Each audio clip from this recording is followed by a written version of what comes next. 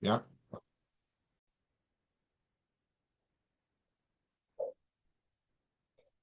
Sorry, I will restart.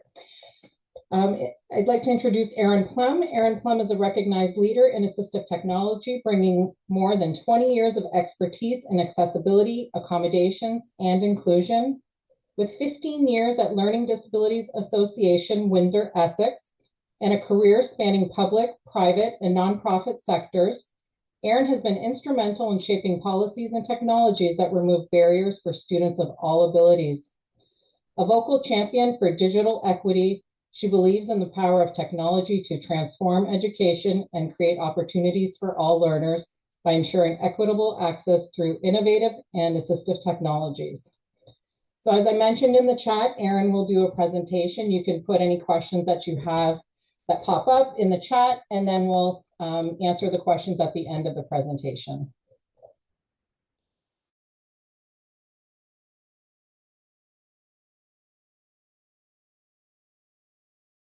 Okay, so are we ready? Perfect. Hi, my name is Erin. As Marianne said, I'm very happy to be here tonight to share my knowledge about assistive technology.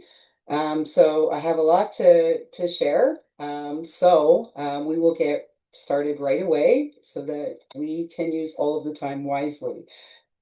So as Marianne said, please put your questions in the chat and she will answer them as they come up. So welcome to Effective Use of Assistive Technology. This is designed as a guide for parents of school-age children, but I know there's lots of people with lots of hats in the room. This is still for you too.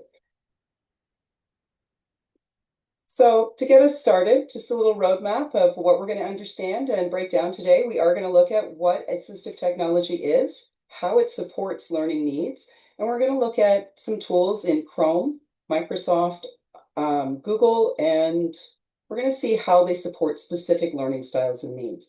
We're also going to make sure that we touch briefly on self-advocacy skills. I know our keynote speaker, Brooklyn, did touch a lot on that. So we will just be adding to her wonderful advice. So first off, what is assistive technology? Simply put, it's any device, equipment, software, or system that can help somebody with disabilities perform their tasks, enhance their independence, and improve their quality of life. Some of these things we're familiar with: wheelchairs, hearing aids, eyeglasses. Those make sense to us. They've been around for a long time. But other stuff we might not think about. We might not really realize the tools we use for computers and communicating can also be assistive technologies. So we're going to break that down. So first, I want to get rid of some of the myths because I know there's a lot of them. The first one, this is a big one, that AT is only for people with severe disabilities. When you look up assistive technology, you're going to see lots of people with switches and brailles. And that's true. That is assistive technology, but assistive technology is using your Microsoft Dictate to type your essay if you're having trouble spelling with a learning disability. It might be using your calendar to get your tasks in order and manage your time. So it's for everyone, not just for people with various abilities. The using of AT is somehow cheating. And I'm sure of you either wear or know someone who wears eyeglasses. And I want to use this example. So when we put eyeglasses on, eyeglasses don't do the vision for you. They don't change the world around you, and they don't change the substance of it. What they do is allow you to perceive the world clearly. You still have to do the thinking, your brain still has to do the perceiving, and you still have to understand what that vision is. Your eyeglasses just help you get there. So this isn't cheating. This is making sure that you can actually participate. It's about equity. Some people feel that AT will make the users dependent. Like if you use your technology, that's it. You won't be able to do anything without it. But we live in a pretty technological universe. Everyone uses technology. So we're all dependent on it. And that's kind of nice for people with different abilities because now there's a lot more ways to communicate and participate. It replaces the need for teaching skills. Absolutely not. Parents, educators, community members still have a vital role to play in unpacking the world for students. AT is a tool, just like anything else. It's not the only thing. All AT is expensive and high tech. This is not true. Some AT is really, really simple, like a plain old basic calculator you can get at the dollar store that clearly would support some math, but it's definitely not expensive, and you don't need a lot to, you don't need like a degree in physics or anything to make it go. AT is only for school or work. Again, AT is for everyone. How many times have you dictated your text in your phone because it's easier, it's quicker, or it's more accurate than your spelling? Probably a lot. I do it a lot. People often think once you get the right AT tool, that's it, you're done. You don't have to do any more work. But technology is always evolving, it's changing. And that means you really have to keep with it. You have to keep learning new things. And that's true of any technology or any application, whether you're studying ancient history or computer science, you are going to have to move forward with the times. Parents need to be tech experts to use AT. This is also not true. You need to be invested. You might need to learn some things, but you can also learn from your children. They can learn from you, and you certainly don't need to be a super tech expert. Most things are easy to use and very intuitive. AT guarantees success. No. Students guarantee success. Students who work hard and really put their full effort in. Now, if those students also use AT, that's a great thing to elevate them into an area where they can participate, but it doesn't guarantee success. Their hard work is what does that. AT stigmatizes users. I guess that could be true. If you're the only person using a tool, maybe you would look different, and maybe that could be problematic. But technology is becoming more and more normalized, so I think it's a little bit less stigmatizing. Certainly, students in post-secondary often disappear because everyone has a computer. More and more computers in classrooms make this easier for students to participate. So now that we've gotten rid of all this weird thinking about AT, let's really learn how we can use it effectively. So to help you guys out, especially if you're listening to a recording of this later, or if you're looking at these slides later, I've created some wayfinding, just so that you know which tool for what thing. So when I'm talking about tools for Microsoft or Windows, you will see the Microsoft Windows icon right here. And it will always be located in the upper right corner. If I'm talking about tools for Chrome or the Google environment, you will see the Chrome symbol right in the right-hand corner. Now, a lot of people have a lot of problems with AT, not because of the technology, but what tool do they use for what task? So I've broken this session up into task-based uses. So when I'm talking about reading tasks, you'll see the reading icon. When I'm talking about writing, you'll see the writing icon. Communication, you'll see the little bubbles. Organization is a folder, and math is a little square with our 4 operations, and focus is a bullseye. So let's talk about the benefits for AT. One, your student, if they get good at their AT and they're using it all the time and they're accessing their curriculum and they're making great strides as students, they're going to be confident learners, and they're also going to be independent. If they can do this themselves, they don't need their teacher, their LST, or other support systems. It has the power to engage students and enhance their ability to communicate both with their peers and their teachers. So this is pretty valuable. It improves accessibility and inclusion. If we invite everybody to the classroom table, we invite everybody's ideas, everybody's knowledge, and everybody's talents.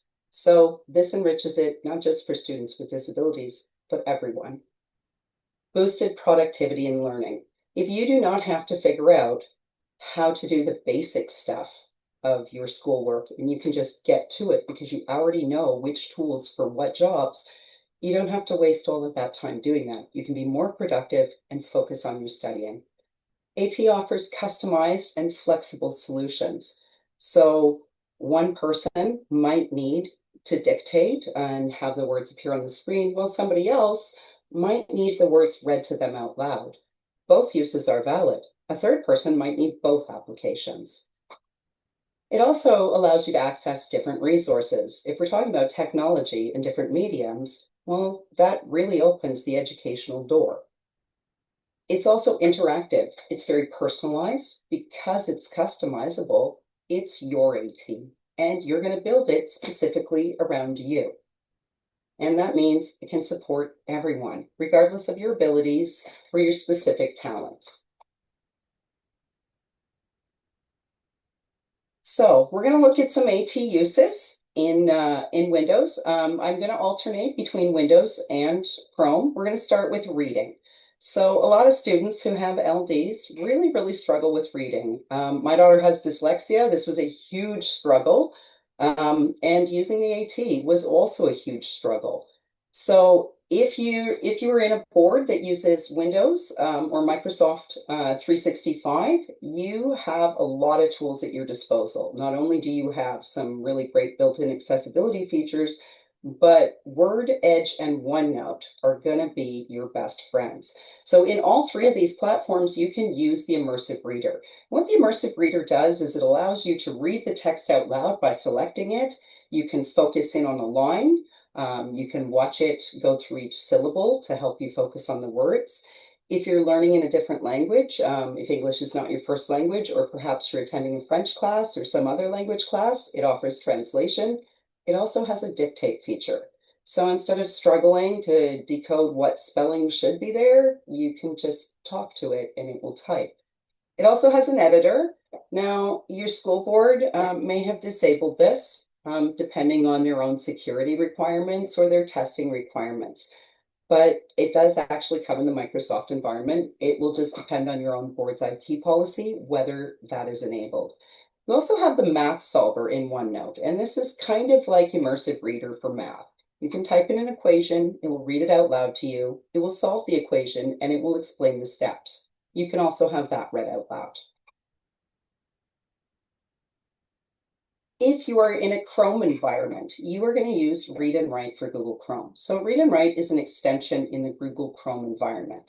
In fact, you can also use this in conjunction with your Windows environment. It does work for Edge, but it often runs better in Chrome. So if you have access to Chrome, this is a great tool. It is not a free tool, so your board may or may not have it. Many boards in Ontario and many universities have the Read and Write app because it is such a powerful app. So along the bottom here, this is the Read and Write toolbar. So there's a lot going on, and this will sit right over top of your Chrome browser. If you're using a Google Doc to write in, you can use all of these tools. So there is text to speech. It will read it out loud to you. Speech to text, again, that's so that you can talk and it will type. There is highlighting. That's what all these colorful tools are over here. You can extract your highlights. You can organize them. That's super handy for studying and organizing your information. You can build vocabulary list. You can translate. Chrome has some built-in OS tools, the Chrome Box screen reader and the Select to Speak. If you're not specifically in a doc, like a Google Doc or a Google Sheet, and you want to navigate your computer, you can use those apps for that. So let's take a look at writing. Most of us are familiar with writing in Windows because it's pretty common. So we have heard of Word. That's a word processor. We all know how it works. I'm not going to spend too much time on it.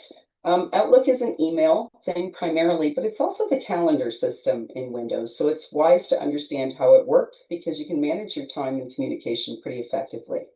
OneNote, and we're going to spend some time pulling apart OneNote because it is so powerful. This is a digital note-taking application for really capturing your thoughts, your ideas, and all your information in one place. Think of it like a digital binder with dividers. So you can really customize this and really get organized about your writing. There is the immersive reader, which does support the dictate feature. And there is the dictate feature to help you write quicker and without actually having to type. If you are in the Google environment, you can, in Google Docs, I believe also in Sheets and in Slides, you can use the voice typing, which is this little icon right here with the red microphone. There is predictive text in Google Docs. You don't have to click on it. It's automatic, so it does it as words come up. Again, you can use the Read and Write extension for Chrome to help you with your writing tasks.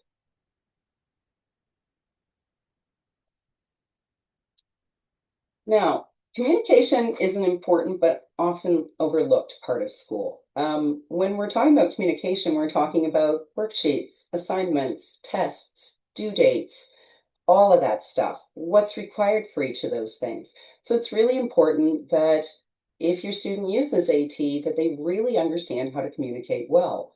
It's also important that whatever the teacher is using to communicate, you get on board with that because that's going to be the easiest way to get all of the details that you need to be successful.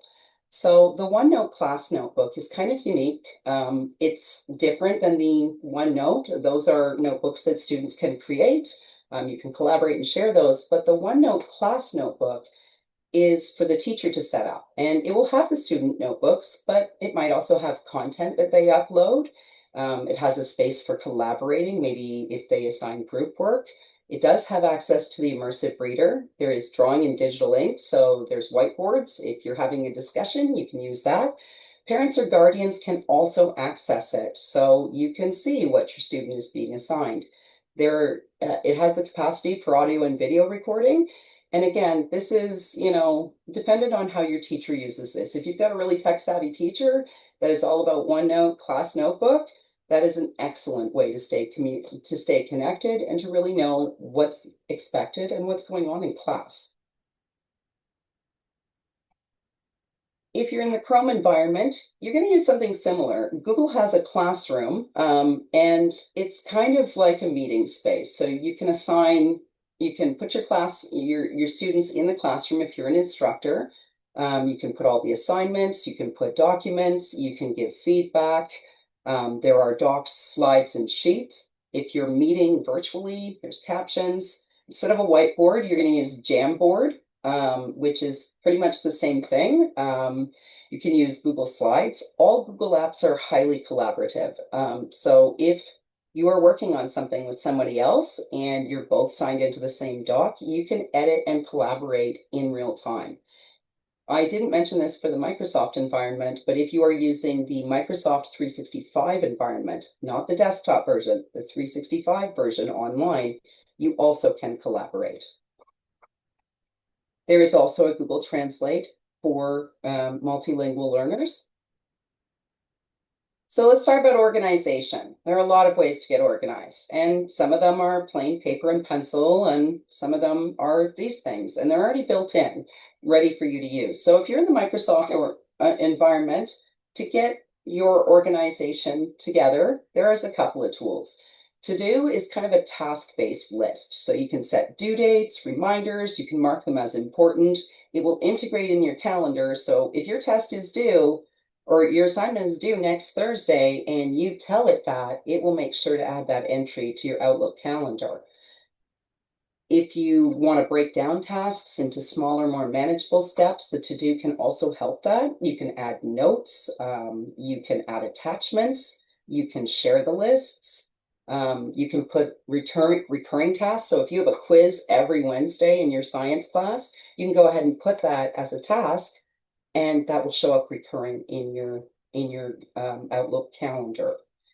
So if you want to store all your stuff, you're going to keep it in OneDrive. So this is a cloud-based thing. So think of the cloud like any old hard drive, a USB or an old hard drive from an old computer. It works exactly the same way. So this is where all of your files go.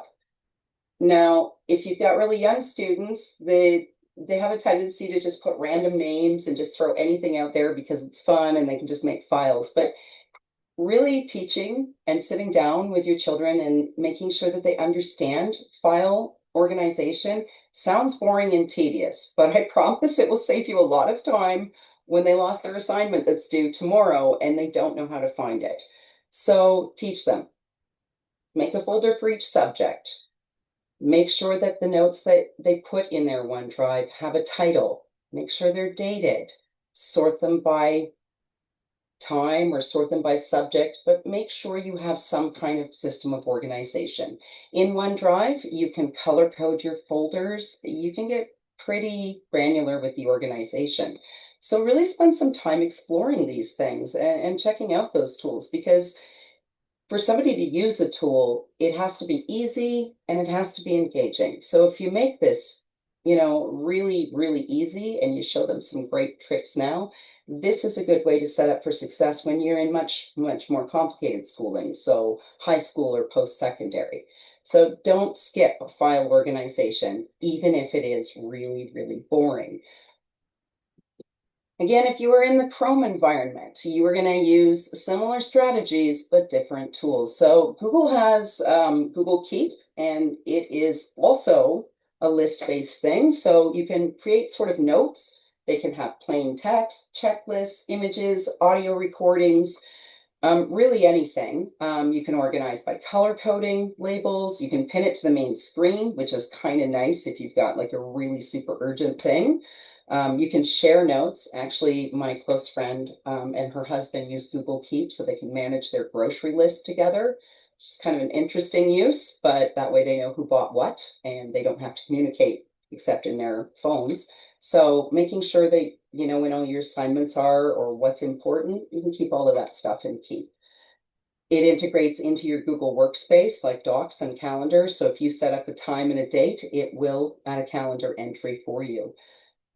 If you want to get right down to task management, use the tasks. So you can set up notifications and reminders. You can collaborate and share just like with Google Keep, but it's really more task-based. So you can add tasks, details, subtasks, due date, and then you can manage them across different lists. So super duper handy. Now, if you're storing things in the Google environment, you're going to use the Google Drive. So it works exactly the same way as the OneDrive. And again, we are going to pay attention to that good file management practice. Let's talk about math and AT. For a long, long time, math was really, really challenging, mostly because we have a lot of different ways to write mathematically and scientifically. And the way that word processors were designed was not really for equations and manipulating them. It was built for sentences and manipulating those. So it took a little bit to get there, but now there are some pretty great math supports. So if you're in the Windows environment, Math Assistant is part of OneNote. It's this little symbol here. It does solve equations, it does some graphing, and it will provide you a step-by-step explanation. If you want to read that out loud, you can use the immersive reader to do that. If you have access to Equatio, which is a specialized math program, it will do all things math. It has the Desmos graphing and calculator tool built right into it. So if you're in calculus studying advanced functions and you need to plot the equation of a quadratic formula, you can totally do that. But if you just want to learn very basic things because you're in elementary math, maybe you just want to learn area and volume, you can also do that. So you can speak the math, it has handwriting and it will look at the equation, or it will put the equation on the screen. It will read it out loud to you. One thing that separates this or makes it different from the Math Assistant, Equatio does not solve the equation for you. Math Assistant is not quite AT. It's kind of like a really great math encyclopedia, but it's not a thing that you're going to use to solve the math. Equatio is a tool that you can use because you're still doing the work. You're going to manipulate the math, you're going to do the equation, and you're going to have to find the answer. So understanding that difference is an important distinction. So if you're in Chrome, again, if you have access, you are going to use the Equatio extension. Equatio does run an Edge, but it's by the same makers as Read and Write, and it does work better in Chrome. That doesn't mean it doesn't work in Edge. It's just a little bit clumsier. So again, you have speech input, handwriting recognition, reading math out loud. You have the ability to have some really powerful math tools. So manipulatives, shapes, equations, all manner of stuff from, elementary school right up to graduate school, you could use this tool. You could also use Google Forms for math quizzes or to test your thing out or test your knowledge out in an area if you're studying like multiplication or you're studying I don't know addition, something where you really have to just practice, practice, practice. That might be a good hack to make your studying a little bit more interesting and engaging. So I want to talk briefly about focus. A lot of people struggle with focus. I confess that I'm one of them. So when I become overwhelmed, my email is going off, I have a bunch of things to do. I know that I'm supposed to be working on a specific thing, but there's all this stuff. Use the Focus app. So in Windows 11, to start a focus session, sorry, you can go to the clock app, and you can find that in the accessibility features, or you can go to the notification window. Choose the duration, so you can choose any duration. If you choose like 20 minutes, it'll be like, yeah, okay, and it'll silence all your notifications for 20 minutes. If you choose a longer time, like 2 hours, it will suggest breaks. I recommend that you take those suggestions. There's a lot of studies that show we're not effective after a certain amount of thinking and doing. It's actually better for us if we pause, maybe around 25 minutes, have like a 5 minute break, and then go back at it. But if we're going to do stuff for like an hour, you need a longer break. You might need 15 minutes. Make sure you take those breaks. It's what allows your brain to recharge. It's what allows you to really be in peak mental performance and engage with material. Use the reading mode in Edge. If you don't want to see all the clutter and ads and other buttons, it kind of just makes it vanish on the screen, so it's distraction-free readers. If you're not sure about using any of these tools, you can, just think about this in a more basic way. Just because it's AT doesn't mean it has to be high tech. If you want to set a timer, like an egg timer, and say, okay, I have a break for 5 minutes. I'm going to set my timer for 5 minutes. I'm going to get up and walk around, and then I'm going to come back. That's perfectly fine too. If you want to do it a high tech way, please do. If you want to do it a low tech way, great. If you have some in between solution, please use what works for you. AT is all about personalized and customized. If you want to do this in Chrome, you're going to use similar strategies, but again, different tools. So you can use the Google Calendar. And if you tell Google Calendar when you make an entry in it that you are in focus time, it won't allow anyone else to book into your calendar, and you won't get any notifications about it. What's kind of cool is it integrates with Google Tasks. So if you've got a bunch of stuff to do, it will put it in your calendar for you.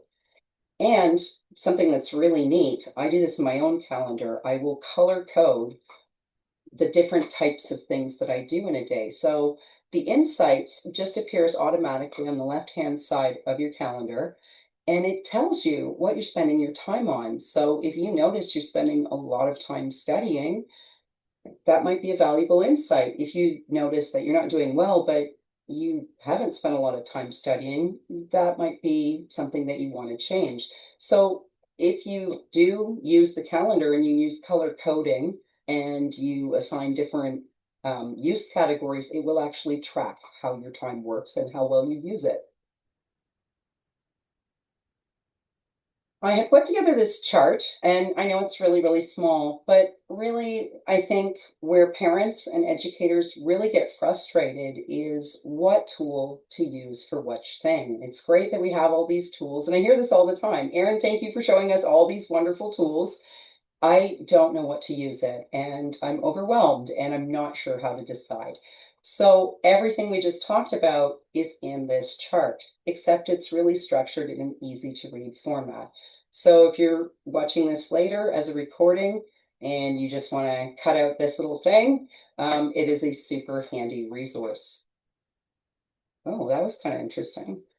I'm not sure how that happened. It just advanced it for me. Okay, I want to talk a little bit about self-advocacy because technology is challenging.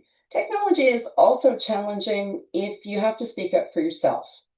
I love to talk, and I'm pretty good at it, and I don't like advocating for me. It's intimidating. It's hard to do. And I'm an adult. So imagine if you're a child and you're saying, all right, I want to use my technology and I've got to ask my teacher.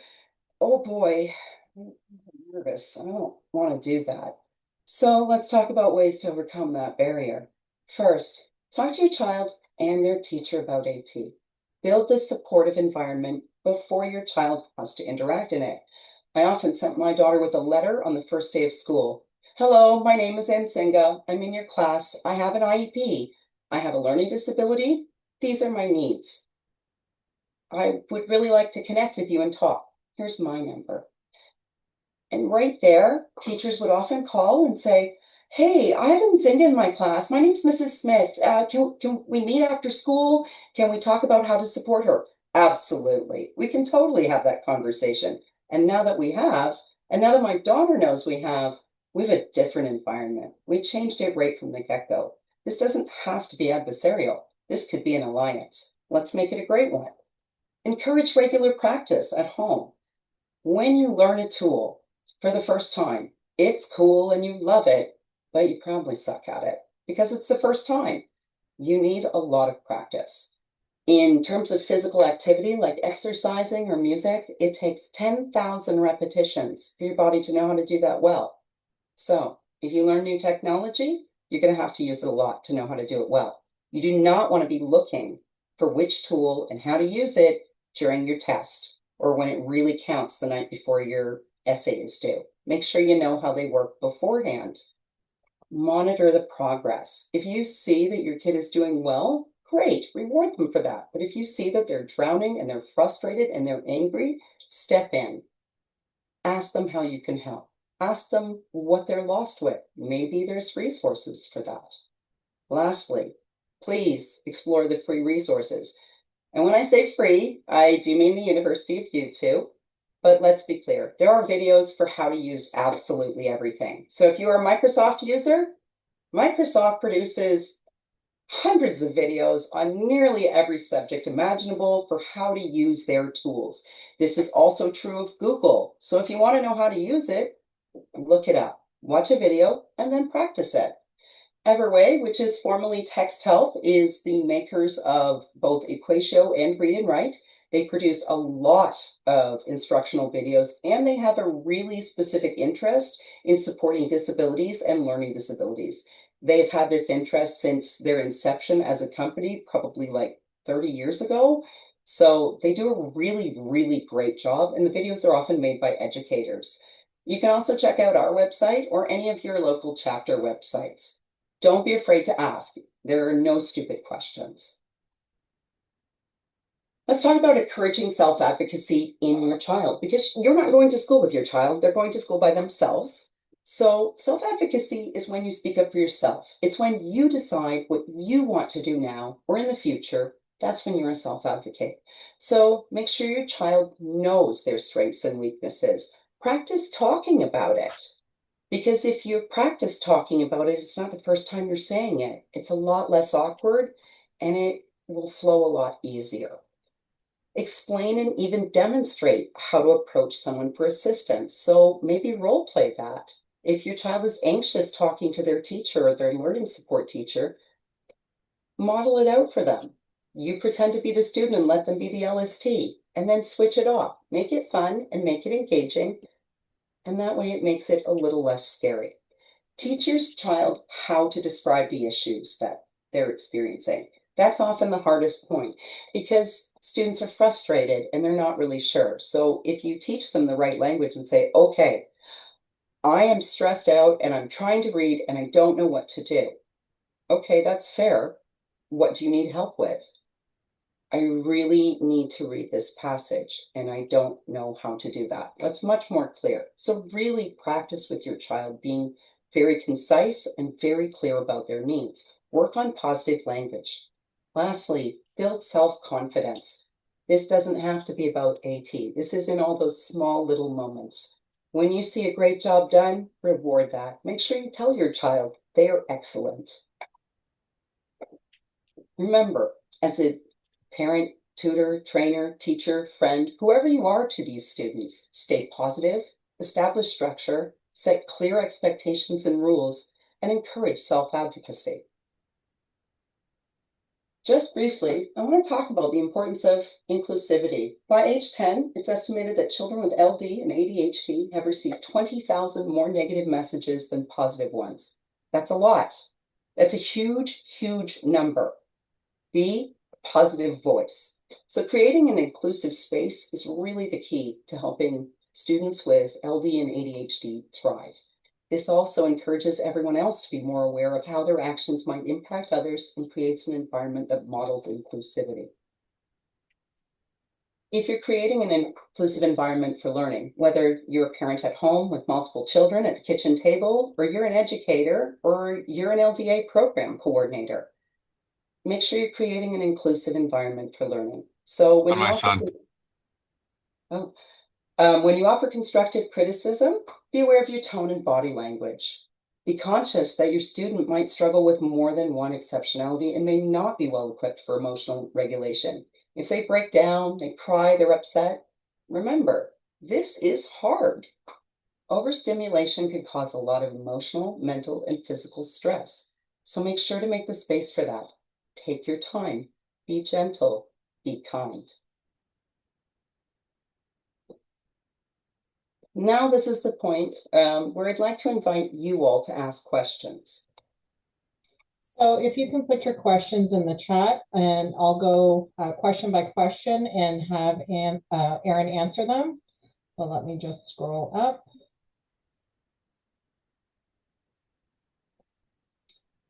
Okay, here's a question from Erin. She would love advice on how to keep kids focused while using the tech. Teachers are frustrated because students are constantly being distracted by other websites, YouTube, etc. Okay, that is really challenging, but really what it relies on is really great parental controls at the beginning. So if you don't want your students to be doing things, that means you have to sit there with them. You're going to be the supervisor.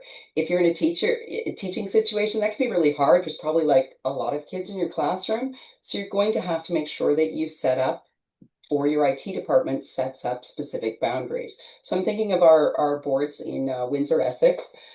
They have pretty strict IT protocols. They can use the internet, but a lot of things are locked down to make sure that they are focused.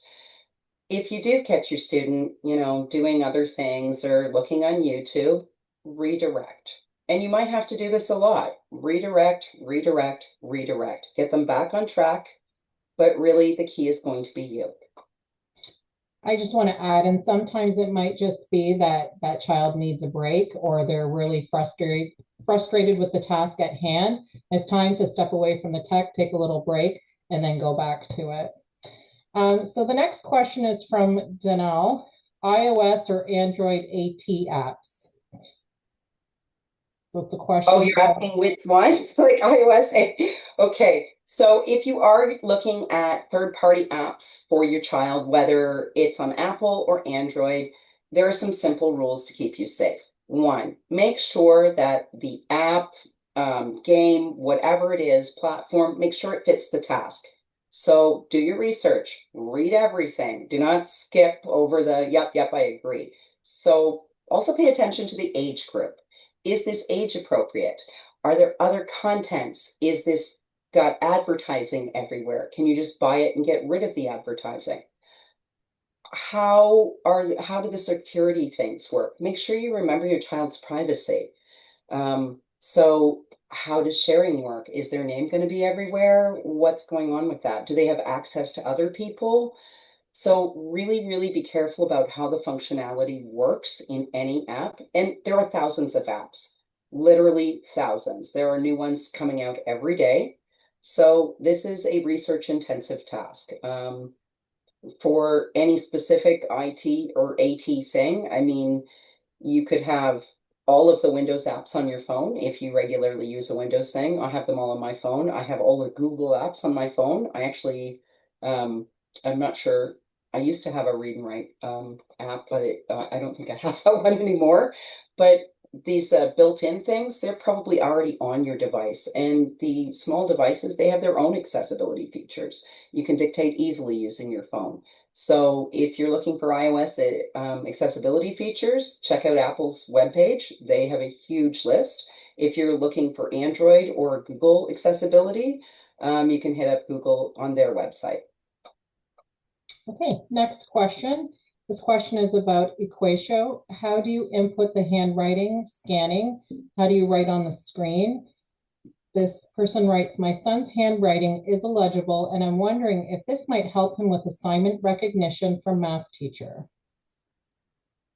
I'm not sure I understand the question. So I think I think you want to know how to get the handwriting into the computer first. So that's the part I understand. So I'll start with that. So if your computer has a touch screen, you can literally use your finger to draw on the screen. If it does not have a touch screen, you will need an extra input device. So you'll need some kind of pad and stylus that's connected to your computer. If this is a tablet or phone, it obviously has a touch screen, and that's how you're going to use that. Can you repeat the second half of the question, please, Marianne? Sure. So the question is, my son's handwriting is illegible, and I'm wondering if this might help him with assignments for his math Okay. teacher. I think these are two separate issues, and I'm going to separate them for that reason. If you're having trouble with handwriting, look for an app that specifically engages fine motor skills, like handwriting without tears, or I think it's little spellers. There are a lot of them, and they mostly work by allowing you to trace on the screen with your finger. So look into those apps and work on the legibility first, because what I'm concerned about is if you're using this to try and get legibility in the handwriting and you're using it to learn math, I feel like if you're already struggling to learn, and is not really your friend. This is an or thing. So if it's handwriting that's a problem, pick an app for that's specific for fine motor skills. Okay, next question is for either private school settings for high school and or post-secondary, what are the funding sources for assistive technology? Okay, that's a really great question. So if you're in a private school, I'm not aware of what the funding situation is like because you're in a private school, and that's a private model. If you're going to post-secondary, so an Ontario or even Canadian college or university, you're going to connect with your student disability office, and you're going to get accommodations through them. So if you're going to get funding, if you had an IEP and let's say you had a computer in high school, that equipment does not travel with you. That belongs to the school board who purchased it. So your Chromebook or your laptop or your iPad's not coming to college with you. You're going to have to either buy your software and hardware, or if you apply for OSAP and you connect with your disability office, you can apply for a bursary for students with disabilities, and that will help cover the cost of technology. This same bursary also covers other things like assessments and tutoring and medical supplies. It really depends on your needs. So if you are going or headed to post-secondary, make sure to connect with your disability service office early. Make sure you apply for OSAP, even if you don't think you're going to get it, because you only need $1 of OSAP to qualify for the BSWD. So make sure you check out those things. If you're not OSAP eligible, again, this will be your responsibility. Do we have any other questions? That was all I had in the chat here. Someone did ask if we will be distributing this. I'll make sure that I get this to LDA York Simcoe, who organized this conference, and they'll make sure that you get a copy of it.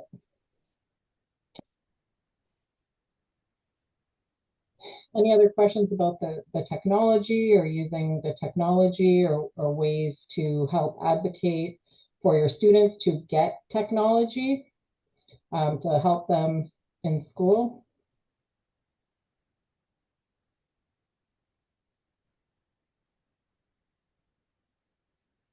I don't see any other questions.